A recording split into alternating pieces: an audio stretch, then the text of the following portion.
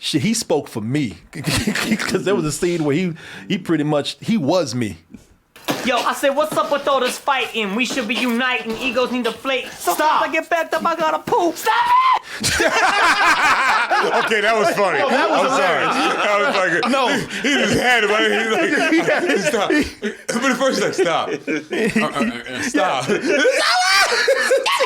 Man, brother, that was me 30 minutes ago.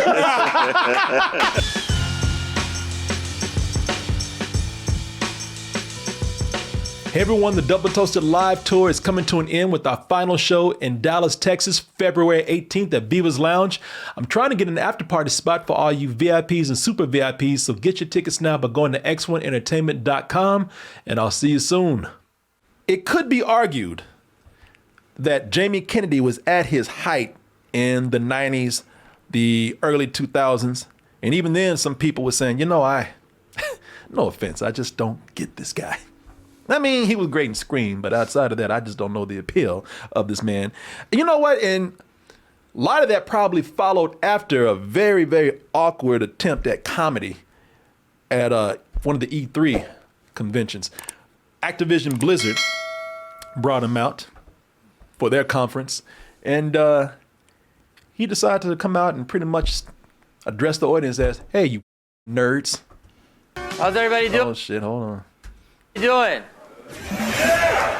This place is the only place that makes the guys at Comic-Con look like Ocean's 13.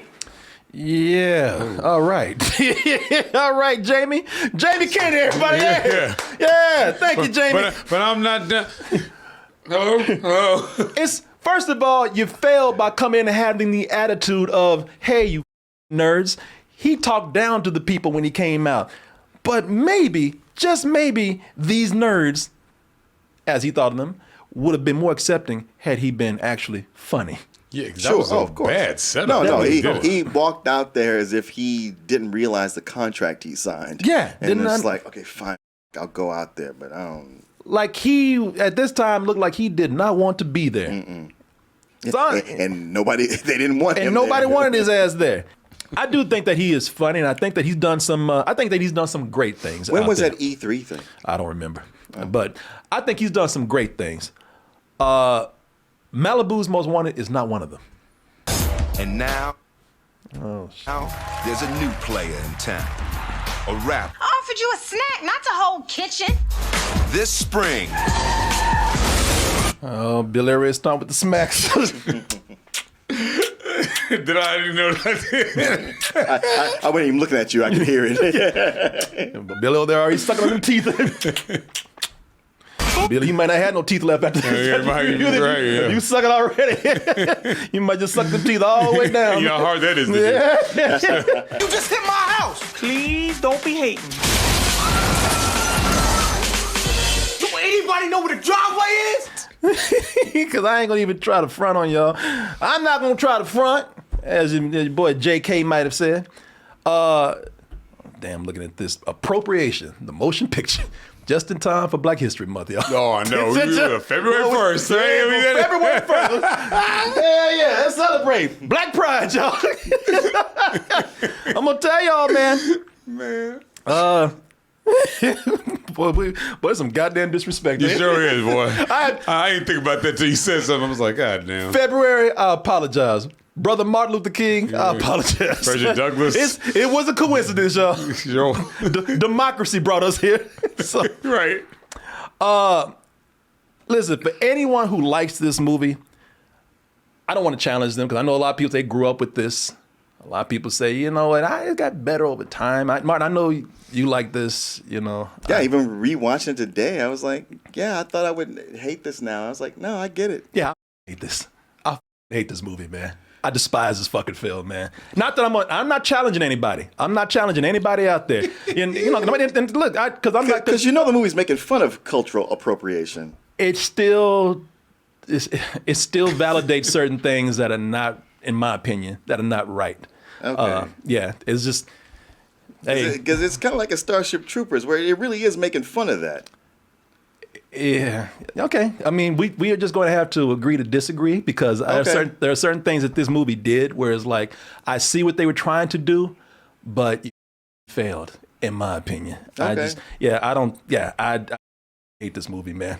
But, you know, hey, to each their own. I was watching it today. I was like, yeah, okay. I'm not challenging you because I don't agree with you. I can tell you right now, I'm the polar opposite of you. But, you know, I got to respect what you think about the movie. I ain't getting no fights with nobody on films, man. I'm beyond that. I don't give a you like something. I have reasons for why I hate this shit. But, you know, I'm not challenging anybody out there. If you like it, you know. Reason why I hate this shit. Yeah, I hate this movie, man. I hate this film. I'm telling you that. Can I emphasize that I hate this movie?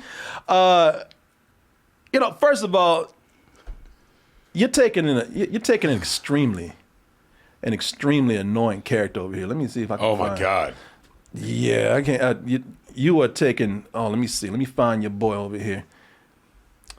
You are taking let's just take out any other issues I might have with the movie, which there are many, but just based on this character alone, B-Rad, that is one of the most annoying characters to me.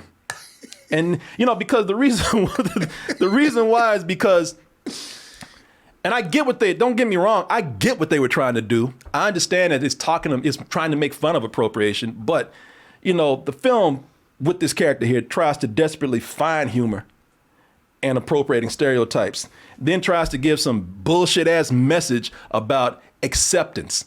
And that's the thing that I have a problem with this movie right here.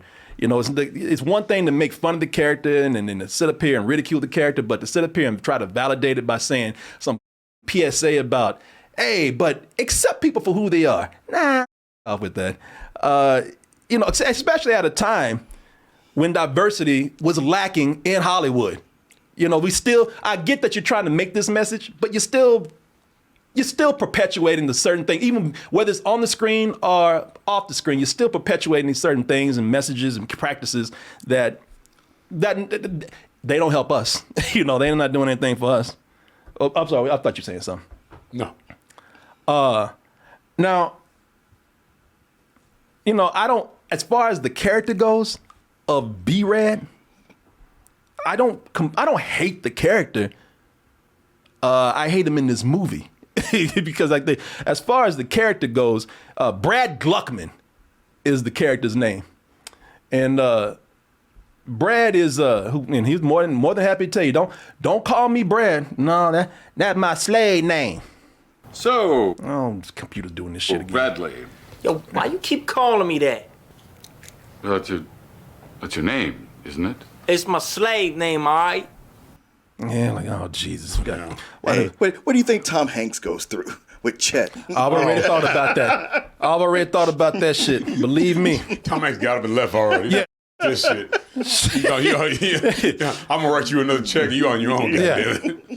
This I understand. He's a clueless, rich white kid who wants to be black so bad that he's taken on the hip hop gangster persona of B-Rad, which is a mixed mash of every gangster and hip hop stereotype out there. You know, I get it. It's not the concept that I have a problem with here. Not at all. Because Jamie Kennedy has done this character. He's doing it on his show. Yeah, he did. He's done this character before. He did it on a show called The Jamie Kennedy Experiment back in the 90s. And I used to watch that. I actually thought that's one of the things that I thought was funny because a lot of people did not like the show. I used to defend the show. I like the show a lot. And I love when he played the character B-Rad. Yeah, B-Rad to me is a very funny character, man. You can't see this too well in this clip right here because this is the best copy that I could ever find of the Jamie Kennedy Experiment. It is not good quality at all, but you can kind of make out what the blurs are, and you can kind of get the concept by the audio that you hear. Where this is a setup where a girl, you know, looks like a kind of a upper class white girl. She's brought her parents in to meet her new boyfriend, which you guessed it is B-Rad, and you guessed it. The parents are like, "What the f- is this?" This is Brad. My name is Brad. What's up? God damn it! This was that show scripted or was it like Ali G? It was like, well, it was a prank show. It was set up, but it was improv too. Okay.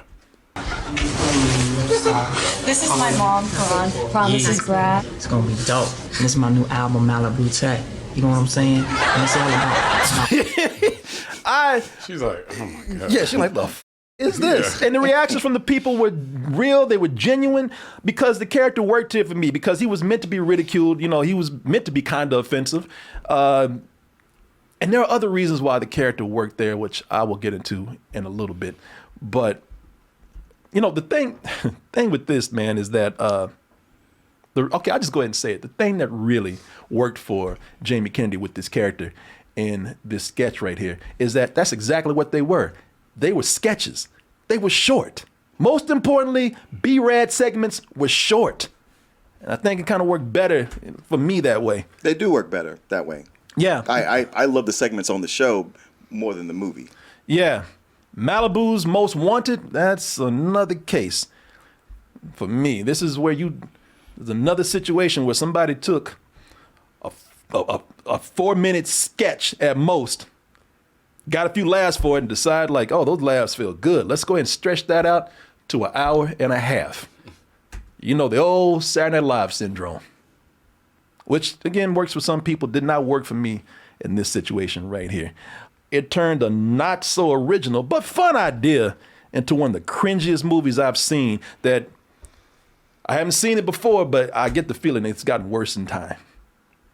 I think there was a time where actually people were like, Jamie Kennedy, he's actually funny. And then it dipped down again with what we have here. I'll tell you something, the movie is so bad. Again, in my humble opinion, the movie is so bad that it has to steal from other good movies to make a movie. Did you see that? I'm not sure what you're talking about. What I'm talking about is, I'm not talking about Malibu's Most Wanted ripped off other movies that are better, reshot them, remade them. No, they went and actually took another movie, clipped some scenes out, and edited it into this movie right here. I'm gonna show you something. I'm gonna show you. Does this look familiar to you? Growing up in the streets ain't no joke. There's crazy crime, drug, and mad violence. Anything look familiar to you there, Martin? I know what it is. You know what it is. Don't look familiar to you? All right. Well, Tell me. Let me see if I can help you out there, Martin. Christ. One I looked at that, I was like, you gotta be more kidding me. time. I want you to Not take, you, I, I mean. yeah, I want you to take a look at these fine gentlemen right here and remember their faces, okay? Okay. All right. Because they sure you know what it is. Oh, yeah. Yeah. Behold. Learn that shit. That shit'll get you killed. These motherfuckers out here plotting all kinds I knew as soon as them dudes. You know I've seen Training Day enough to know that shit is from Training Day. I'm right behind these many times I watched Training Day. You know. So at first I was like, I think I noticed when I saw them brothers, the Mexican dudes on that car like that. I was like, that's it. That's why I know what this is. Yeah. Yeah. I mean, they learn that shit, but learn that shit to make them plot all kind of shit behind your back. I don't work no more out here. Sorry. These fucking maggots out here, they eat your life. Yeah. People, you know I've seen Training Day enough to know where that shit came from. Take it to use it. Yeah, now I mean, I'm not even saying that they lightly took from Training Day. No, those fools, they went into the Training Day store and just started shoplifting with a garbage bag, man. Is the movie Warner Brothers? Yeah, it is Warner Brothers. Yeah, that's how they were able to do it. Yeah, Training Day came down in 2001. Yeah. Came out. Oh, Martin. Oh, like I said, they had a field day. They went in the Training Day store and didn't pay for a goddamn thing. Look at this right here. And mad violence. Yeah, the streets is tough. Jesus. Yeah, the streets from the movie you stole from. Right. Hit that Denzel right down there. yeah. Goddamn. Yeah, look, though, that shot you just saw, take a look. Malibu's Most Wanted. Yeah, Malibu's Most Wanted. I was like, man, Them dudes over that car got checks, man. It was like, you can clearly see my face. Y'all gotta pay me for that. yeah, come on now. Come on. I know it's the same studio and they just say, hey, we ain't spending that much money on this movie. Take from that. But still, it was just kind of like, damn, These movies boy. were like a year apart, weren't they? Like It was 2 years. Yeah, 2 years apart. Yeah. It was very close because I remember seeing the billboards for this in LA when I lived there. And they do decide to start making their own movie. Even then, I'm not hating. It's funny. There's some really funny ideas in here, man. Some genuinely clever ideas that are going on. You know, there's some cleverness in how B-Red is really stretching it to make Malibu look like the hood. This is my ghetto. The mall. He's the abused children of celebrities. And this is my crew. But you know what? And you might recognize some of these faces right here. Like, who are these people? I know. Cal Penn and Nick Swartzen. And Nick Swartzen, yeah. Nick Swartzen, Yeah. Okay, you know what? I can laugh at that. Some thought went into that. You know, it was funny. I did laugh at that. Okay. Like I said, my first time seeing this. I thought, all right, this is probably going to be pretty good, man. But it really don't take long to start wearing thin on me. You know, like I said, I understand that they got, you know, the thing is, I understand they got a couple more jokes to do. So I just said, you know, it's getting on my nerves, but let them finish what they're doing. You know, let them do their thing over here, which was the whole thing with his gang, man. You know, I thought that, all right, you know, that's pretty funny. You know, all these, you know, he's living up in here in Wiggerville. For real. Yeah. You know, I thought that was funny, man. But It's Chet Hanks and his crew. But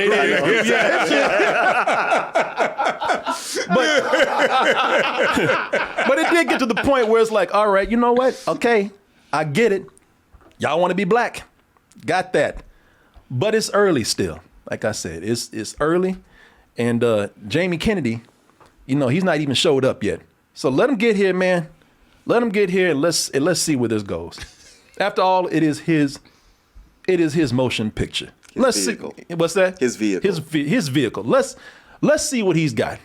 Hey, yo, fool. We about to have some hardcore drama go down right about now. That's right. And they gave you the wrong aromatherapy candles. Okay, I'm not gonna lie, man. At this point, now I kind of want to beat the shit out of this movie. This character, as I said, is an annoying character to me. Why is he hiring an old lady? Oh, you know, the whole thing, he's trying to be tough. Yeah, so you but think you'd be hard walking up to some other dude, but turns out it's an old woman, which Right. I got it. It's just the character is immediately starting to annoy me. Maybe wigger humor is not my taste, you know. Maybe. I guess not. Yeah, maybe because we live in a decade where we already have our own B-Rad. My followers, you guys set an appointment and get the vaccine. If it ain't broke, don't fix it. I never had COVID. You ain't sticking me with that motherfucking needle. You know, maybe I just had enough. Aren't you 40? Yeah. Yeah, I think he is. Yeah, you know, I don't need Malibu's Most Wanted. We got our own B-Rad over here. Like I said, what's worked in that skit that's not working here, in addition to it being longer, we just don't have any people reacting to this guy. You know, was one thing we see people in a sketch comedy, you know, reacting to someone who's just being completely foolish, who's just being stupid. You know, that's what makes it funny to me. You know, having B-Rad narrate his own story is like, all right, you know, that's not the humor. You know, the humor is people pointing fingers at you, looking at how stupid you are. But again, you know, personal taste. But I tell you, it did work for me as far as reactions to him when we actually brought in characters that did react to him. Ryan O'Neal and Bo Derek, which I'm just like, why the hell are y'all in this, boy? For real, man. Well, Ryan O'Neal. On the one hand, I'm sorry that Ryan O'Neal is in this. He's kind of a Hollywood legend, and even Bo Derek to a certain extent, you know, but I'm sorry that he's in here. But on the other hand, you know, his reactions to old B-Rad are funny. And I'm gonna tell you, having Bo Derek up in here actually explains a lot about B-Rad and his appropriation. I mean, you know, it's back when she had her own, when she took them cornrows, she had her own appropriation controversy going on back in 1979. She had them cornrows. So, you know, I'm like, okay, I see where B-Rad got it from. The controversy was, it's not saying that white people can't have cornrows. That's not it.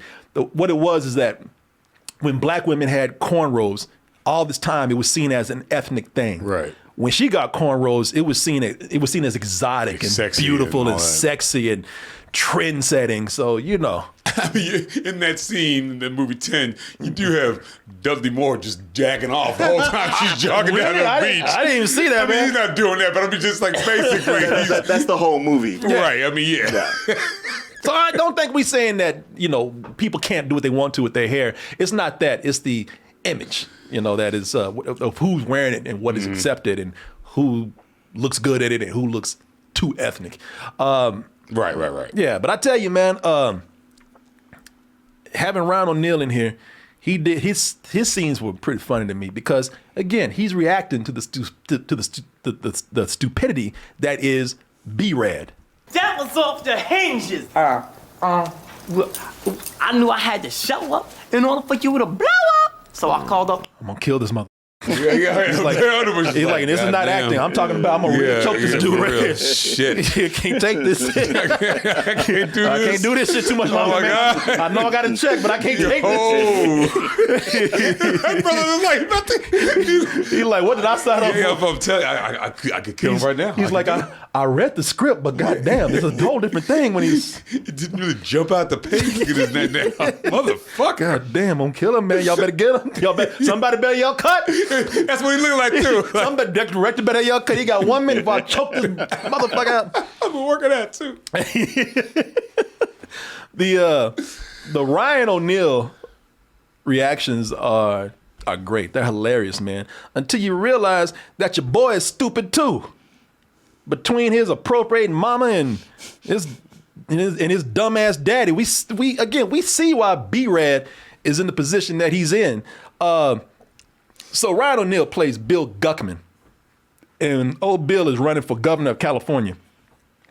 And you would think if he's running for politics and he's got this wigger son running around, potentially ruining his image in his campaign, you would box this fool up and send him to Europe or something. Yeah, for real. You know, that's what they usually do. Yeah, give him money to go make a shitty rap CD or something. You know, in Europe. In Europe, as far away as possible. Mexico or something. Get the hell away from me. But no, what does old Bill do? Bill says, well, you know what I think would actually work for my son right here. What about let him work on the campaign? And this is actually kind of funny, but it's also kind of infuriating too because it's like, damn, you're running for governor. You don't know what to do with this boy. He has him make a banner to appeal to all the women voters out there. And well, Billy, this is what he does. My campaign has a new slogan. Gluckman is down with the bitches and hoes. There's a new slogan, which I refuse to look at before I unveil it. He's like, the sound of that just don't sound right. He says, I know he up already. Oh, no. I told you what to write. Pull your ass over. Motherfucker, beating on the window. He beating on the window. They about to rock that damn car. Rock the car. They just took the one thing I was rooting for. The one. What? I was rooting for Bill, man, because I'm like, Bill gonna get this boy. He gonna get him in check. No. Nah, he just brought him on board to do stupid things. What the movie does do well, though, they do, like I said, there's some moments in here that are actually funny, some clever ideas. I like the way they kind of lock down. They get it how bad these campaigns are, these political campaigns. Like these politicians that make these terrible commercials, man. Like they have a commercial in here. And it's, in real life, it would be insulting. And in real life, we've had commercials like this, which actually they haven't been too far off from this. No, not at all. And this commercial is actually very funny in here because we've all seen this. Whoa, hey, instead of thinking about what set you're from or what crew you're rolling with, why don't you both be brothers? Shake hands. Well, it's that simple. They're right there. There have been some commercials that haven't been too far to just off. go through the hood and patch up everything. Yeah. Oh boy, we only had a Bill Gluckman to get the Bloods and the Crips and the Crips together. You know, this world needs a Bill Gluckman. You see, California is my family.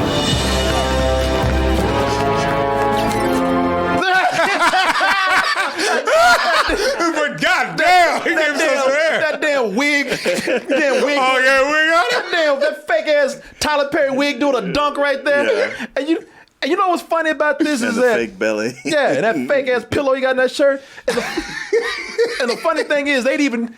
You know it's phony. Well, you know it's phony anyway, but they didn't even try to hide that this dude can't even play basketball. Right. Yeah. Even that dude's back there like, God damn. Right. Of course, if you saw the trailer that we were watching, that's where they get the idea. All right, you know what? We can't get rid of. Actually, it could if you wanted to, but we can't get. Take care of my son. But that's where they get the idea to bring in. Where is it over here? That's where they get the idea to bring in these these two actors. They got these two actors here played by Taye Diggs and Anthony Anderson.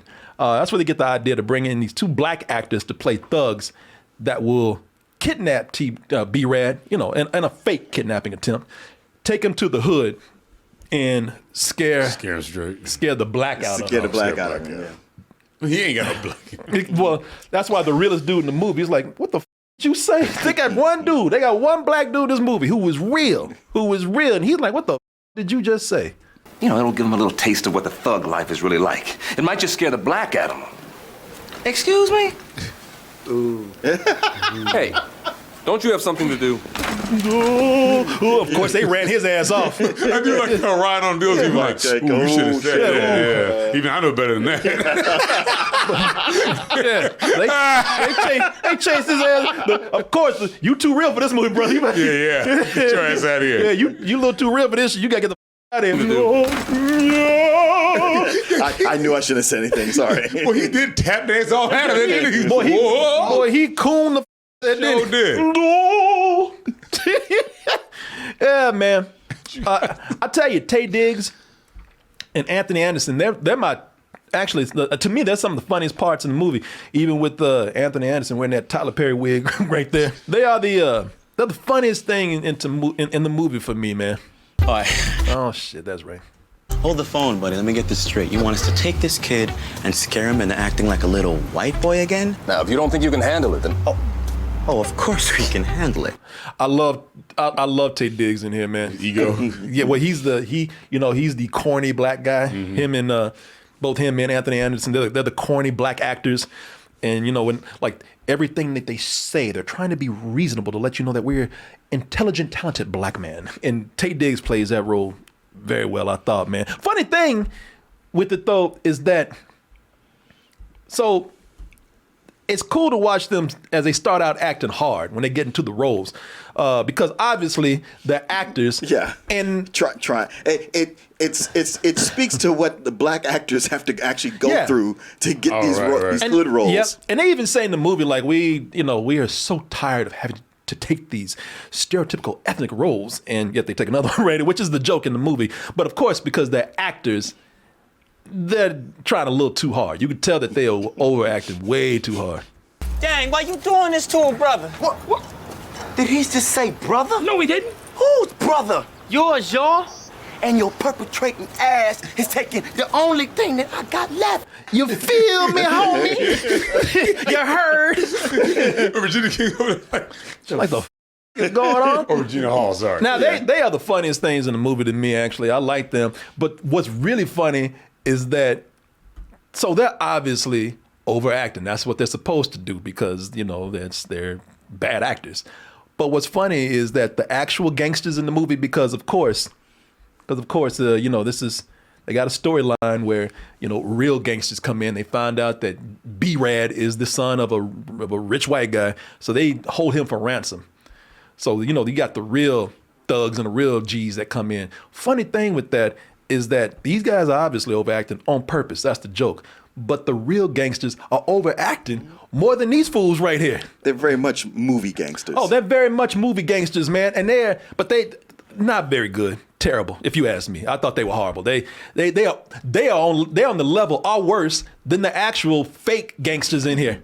If Mr. Oh shit, hold on. If Mr. Governor wants to see his punk bitch baby boy alive again, I want 500 grand by tomorrow midnight. He's like, whoa, that's terrible. He's like, you want to try that again? Yeah. All right, that guy, yeah, he's a Wayans. He's a Wayans. Yeah, he's what, Damien Dante Wayans. Damien Dante Wayans. He's their sister's kid. Yeah, he's Marlon's and Damon's and all that. Yeah, he's their nephew. Mm-hmm. But you had some funny moments in here. He directed Dance Flick, just so you know. Did he direct Dance Flick? I never saw Dance Flick, but I saw a scene or two, and that shit was actually kind of funny. But I haven't seen the whole movie. Yeah, you're right. They're overdoing it, and they're very much movie gangsters. And if this was any kind of drama, it'd be like, come on, guys. Being a comedy, I was like, I get it. You're playing it broad. Yeah, well, even for a comedy, I was just like, God damn. See, this is where we just different, man. Maybe because I just wasn't liking it already, but I was like, God damn, a lot of this shit is cringy. Yeah. He's like, shit. JD's like, Jesus, I can't work with this. Just shoot me now. I suppose I could have played both roles. Yeah. No one would have noticed. I will say they do have some funny scenes. I do like seeing the fake G's and the real G's acting with each other because, again, that whole thing that Taye Diggs does, where he's trying to be reasonable, you know, he's smiling. Yeah, he just has some funny lines, man. Allow me to clear this up for you, my dogs. My name isn't Bloodbath. It's Sean James. Shut up. Yeah.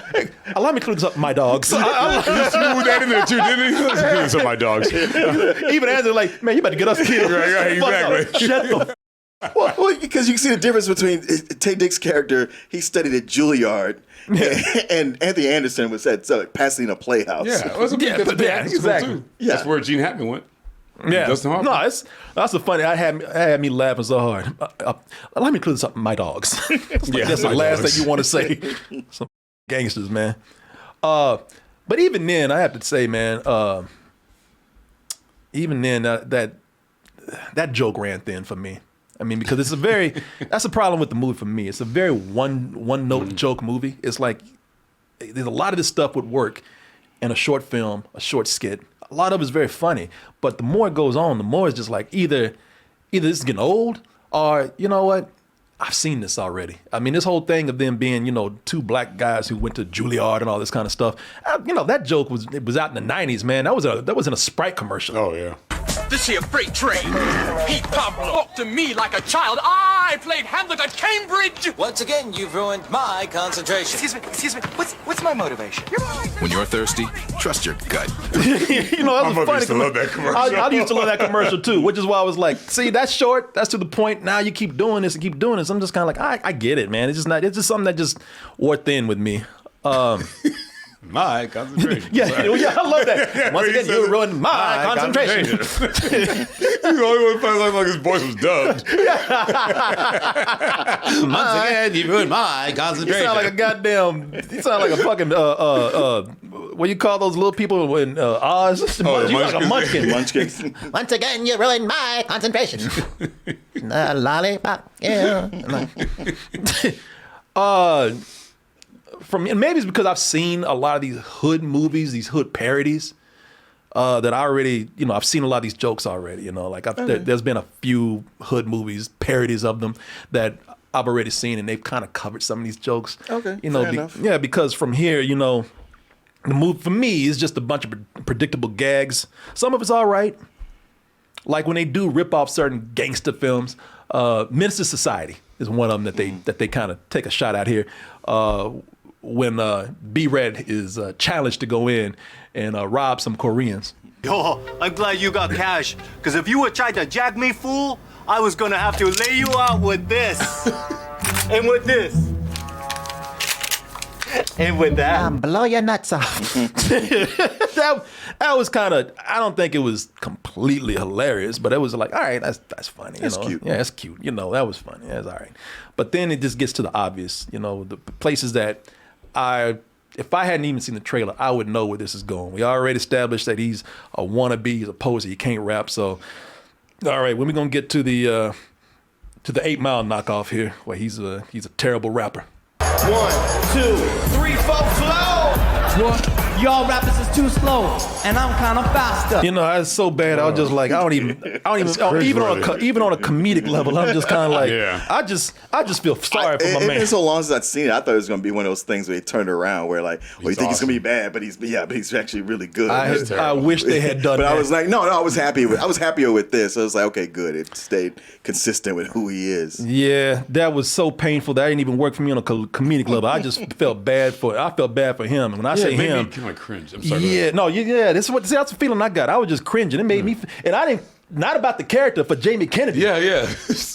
Cringe is the word that I had throughout this whole thing. That's what they're going for in that scene. Yeah, you know, I get where they're going. Because it's after 8 Mile, so you think, okay, this is the 8 Mile moment. Like, ooh, no. Yeah. It's more like 1.5 miles. You know, I will tell you that they did have one funny scene for me with his rapping, because your boy Damien Dante Wayans. Damien Dante Wayans. Damien Dante Wayans. shit, he spoke for me because there was a scene where he pretty much was me. Yo, I said, what's up with all this fighting? We should be uniting. Egos need to flate. Stop! I get backed up. I gotta poop. Stop it! Okay, that was funny. No, that was I'm sorry. That was like no. He just had it. He's like, stop. But at first, he's like, stop. Stop. Man, brother, that was me 30 minutes ago. But no, that was some desperate shit right there. He made that shit funny, man. That was funny. No, that was hilarious. Come out the coop. Stop! I get backed up. I gotta poop. Stop it! that was genuinely funny, man. I laughed hard at that. I actually wound that a couple of times and watched that. That was genuinely like, funny. God damn it, I had enough. It's so funny. He's first like, all right, stop. No, you gotta stop. he was trying to be reasonable. Yeah, he was trying to be reasonable. Okay, man, stop. I'm asking you. I'm politely asking you. Now I'm telling you. Now I'm begging you. And now I gotta poop. Stop it! He's desperate. Why you say desperate? He is desperate there because he's just like, you can't stop. I don't know what I'm gonna do. And then of course we're all waiting on the moment that we know he's gonna do when his clueless ass drops the N-word. I'm sorry, y'all. Hardcore nigga! Like, oh shit! We were entertaining this for a while. Dead white boy in the house. Yeah. He's like, ooh, what exit am I gonna take? Now, that is probably the most unrealistic part of the movie because my man gonna sit up there and drop the N-word in a room full of hood Negroes, and what happens?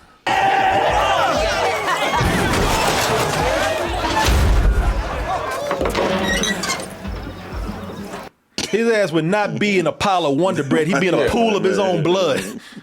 I will tell you the irony here is that I do think a lot of black people eat Wonder Bread. Yeah, I was gonna say, why is a bunch of Wonder Bread in there? They call him Wonder Bread a lot. The joke is he's white bread. You know? Yeah, again, a little obvious joke that I thought didn't work. Oh, because there just happened to be Wonder Bread in there? It just happened. Yeah. Black people in this neighborhood just happen to eat a lot of Wonder Bread, man. They clearly don't eat it. They throw it away. Well, they eat so much of it that they can't eat it all. If that was the 70s, then maybe I could buy that. The thing was full of Wonder Bread. Wonder Bread never goes bad. He might have died, but he would have been, if he had not died, he would have been close to death. I don't think the message got across very well here. What gets me is that they bring in a chick who is really from the hood, Regina Hall, man. They got her, of course, these two corny brothers, they don't know nothing about the hood. So they go to her, I think she's Anthony Anderson's cousin, and they go to her to ask her, hey, will you help us infiltrate the hood so we can scare this brother straight right here? And I tell you, Regina Hall, she's fine as hell. Yeah. Fine as hell. How about hooking the brother up with some Pepsi and some French fries? Oh, shut up, stupid.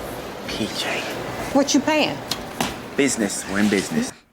You know, I like that she's in the movie. I think she's great. I actually like her a lot. She's so good. I even like her character, man. She's good. Yeah, she's just a great actress. My thing is, here's my problem with the movie. So after all of this insulting shit that he's done, he's posing, he's appropriating, he's dropping the N-word. I mean, it's just insulting that this guy's just clueless and stupid. After all that shit, we got the black girl in the movie who still falls for him. Yeah. I'm confused. Well, I definitely could use a little bit more of that reality. Yeah, you. You know, the thing is, why is she with him? Because he's nice to her. First of all, that's kind of insulting to a female character. I'm just gonna go for this insulting guy, the guy that's insulting to my race. I'm just gonna fall for him because he's nice to me. And I mean, they can't be other than nice bros in the hood, right? No, everybody else is a piece of shit. No, her man is definitely a piece of shit. And that's another thing. All the other people who, they're left as clowns and they're left as, villains. I'll explain that a little bit. But my man here, who is in the right conditions, it would be a great character if they actually handled the character right. But they reward him. I mean, he goes in on Regina King, man. I mean, he won.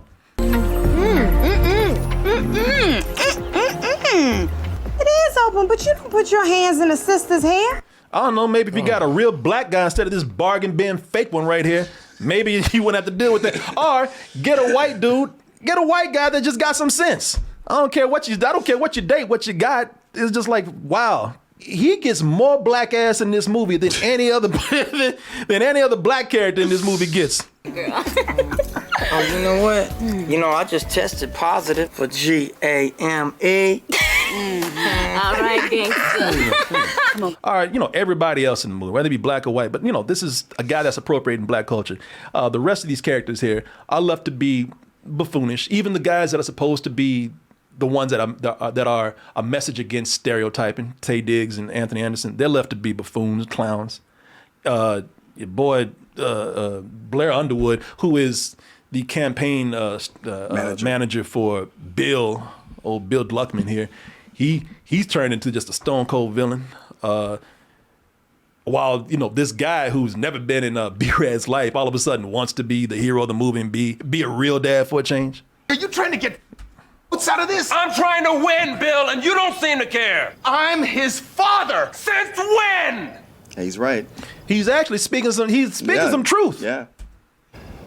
And you're fired. Now, sure, he tried to have B-Rad killed. Fake killed early in the movie. But no, there's a moment where he did say, well, maybe if he just doesn't come back. Right. So he did put the kid in danger the way he might be killed.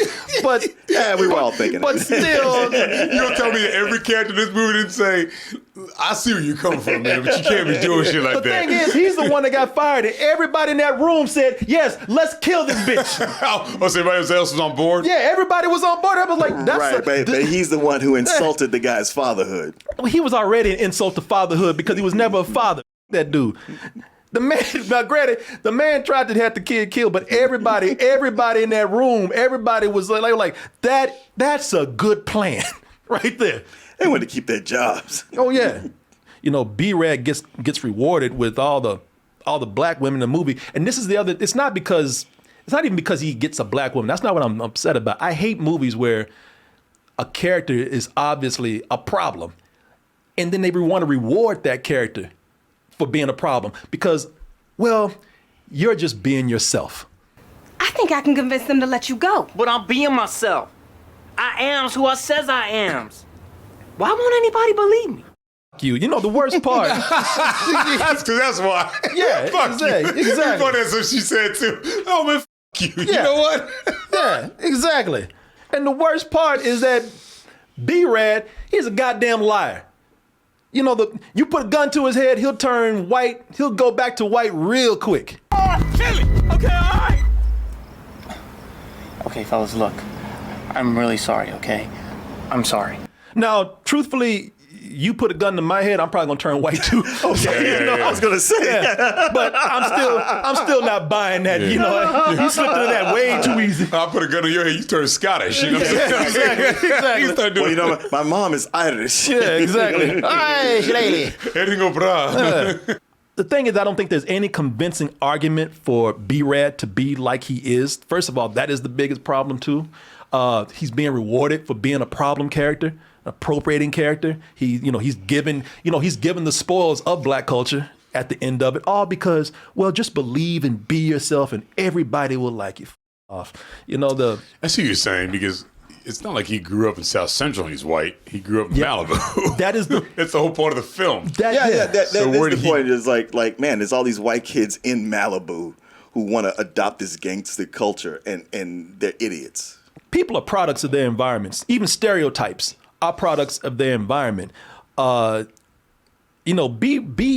B-Rad was never raised this way, man. B-Rad was not. He's not a product of anything. And excuses they give here is pretty cheap. But that's the biggest thing too. I just never bought that this guy was like he is just because of certain things. Well, mainly because he's emotionally abandoned by his parents and he adopted an identity. Oh, all right. Yeah, no, he did. I just didn't see it taken to this extreme. You also kidnapped me, carjacked me, and tried to scam me white. I'm gonna let that one go. Well, because you are white, man. That's why. I can understand if you were actually raised in the hood, maybe with a black family. You're thinking about the jerk. Yeah, the jerk made sense. These guys had a black maid or something. Yeah, well, they did. They did. Jesus. You know, never mind. But you were raised as a rich, white, privileged kid using black stereotypes as a fashion statement because you heard some rap songs. What's the theme of your bar mitzvah? What?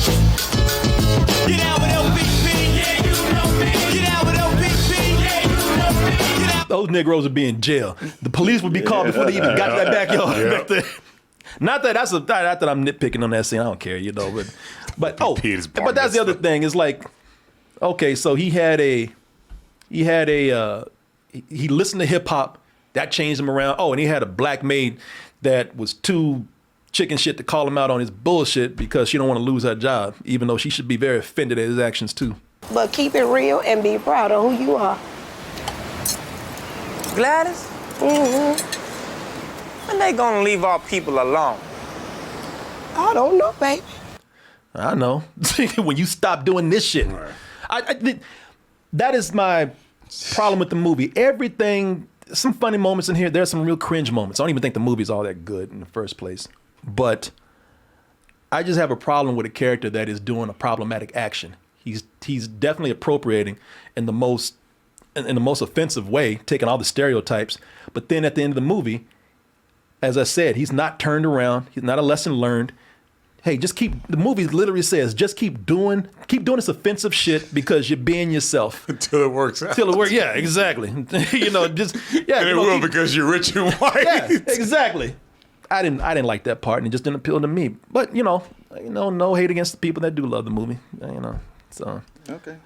Yeah. He clicked right over to you. I don't know what to tell you. No, don't tell me anything. You don't have to tell me anything, man. You got, say what you feel about the movie. No, I look, I don't think the movie's spectacular or great in any way. But it was better than I expected. I did, even rewatching it, I laughed a lot with it. I got what it was going for, what it was making fun of. And at the end, even though he, quote unquote, gets the girl, it's a comedy. All these comedies like this, most of the Adam Sandler movies do this. Or in any comedy, you start with an idiot character and they win at the end. It's not a great comedy, but it is surprisingly better than I expected it to be.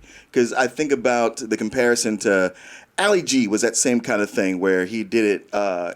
Sacha Baron Cohen did that white wigger rapper character, which was funny in the sketch comedy. Yeah, yes, funny in the sketches, and when he did interviews, and then he made Ali G into House, and it is way worse than this one. It's just one where you're like, I can't even watch this. This is ruining what I loved about this character before.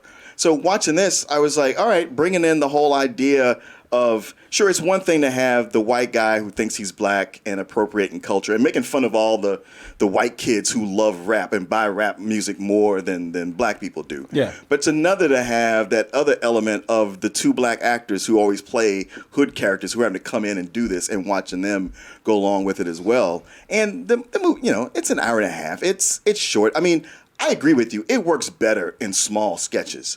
Plus, it was nice to see something that was a lot more scripted than improv. I'm not saying there's no improv in it, but most of it was they built this with a through line and it went all the way through and stayed consistent. I think the movie has an audience and then different sensibilities for different people as they approach this. And I'm not going to even come back because I already said everything that I have to say about the film. You guys know where I stand. You know where Martin stands. Respect on both ends. That's and I know there's a lot of people that like the movie. Yeah, just those things I couldn't get past. But again, no harm, no foul on people who really enjoy it. Everybody's got different reasons why they like movies and why they don't. I will say there's some funny notables here in the movie. Oh, the actual people. Yeah, yeah. No, there's some. Well, let me see, because there's some funny things in here, man. First of all, we were talking about Training Day. And there are some, they borrowed some other things from Training Day in here. Not that I'm saying it's a bad thing. They just got some people, couple of people you already saw from Training Day. Oh, Noel G. Boy, your boy Terry Crews getting down. Dude, like, what the f*** he doing? Does he need help? You know what? He's like, making him up career. That's what I'm doing. Exactly. Yeah, he did. You're going to remember me from this one. I like the way people got to walk around. There's another still from Training Day that got Oh, somebody already said in the chat. You know who they got up in here. That's right. Hector. Yeah. Your boy Hector. Who's been Hector in every movie he's been in. His name is Hector. I don't know what his name is in real life. No, it's Hector. Yeah. And in every movie, from Street Kings to this to... No, even looking him up on his Wikipedia page. Oh, so I knew his name, but just looking him up, they was like known for playing Hector in several movies. Hector, you didn't go down the list. Hector. Even a Bruce Almighty, I think his name was Hector. Yeah, he's been Hector in everything. Spit out, Doc. Yeah, that's right. So you getting played, Doc. You know what I was kind of thinking, just a little bit to myself? I was thinking maybe I'd go next. Yeah. That's some straight up training day shit. You know, when he's not acting, he's a Christian motivational speaker. I believe it. Jesus Christ! Exactly. He looks like that guy. Dude, is he out there running around yelling shit? Some random parts of the movie I did not like. They were kind of funny out of context, which in the movie that kind of seemed out of context. They got you know this part, but they got a rat that comes in here. They got a rat that just comes out of nowhere talking like Snoop Dogg. Down here, dog. Yo, I'm Ronnie Rizat, represent that. Ah. Hey, Ron. Why you down, dog? The rat just sniffing. Yeah, why you down, dog? Oh my I was God. like, this is so out of context. It's stupid. But the way it ended made me laugh. Yeah, I hated that scene. Man, you and I just What did he hit a rat trap or something? Yeah, he hit a rat. It's something like him leaving like, man, I'm gonna have a good life. And he's like, pow, oh! Yeah, oh shit. Okay, that's kind funny. I'm sorry. Man, it's like they just went in like, so Warner Brothers training day, how much of this can we grab? Yeah, because Snoop was in. Yeah, damn, that's right. Snoop Doggy G. Let me ask you something, Martin. Does this look familiar to you? Tonight, as it flared on the streets of South Central, this hardcore gangster. Do you recognize that guy right there? That anchor? Yeah. Yeah. I don't remember his name, but I do recognize him. Do you recognize what movie he's from? No. Okay. Which is funny because he's from one of your favorite movies. Yeah. Compounding the danger is the appearance of a strange black-suited figure. Okay, I knew him from something. It's the same anchor from Spider-Man 3. Because we said he looked like the anchor from The Simpsons. Right. Which people say, man, y'all wrong. Because that dude, he and some people say he's an elf also. He died of cancer, somebody said. So people like, man, y'all wrong. They were still laughing, though. We make fun of him for having cancer. Jesus. Exactly. We made fun of him. Look, he played an anchor in several movies. Yeah. They actually because they got people like that in the Marvel movies. They got a guy who keeps playing the same anchor, and he's been an anchor in other movies. They got a compilation of him playing the anchor in those other movies. No, honestly, seeing him, I was like, okay, I guess he's on CNN or something because I keep seeing him and stuff. Because that guy I wondered, was he a real anchor? Especially he plays it so well. And let me ask y'all something. It's for both y'all. Does this scene remind y'all of anything?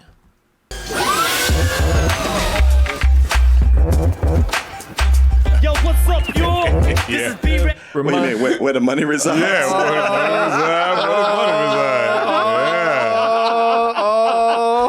All right, we going. Where the money resides. Where the money resides. Where the money resides. Where the money resides. He's actually saying it, too.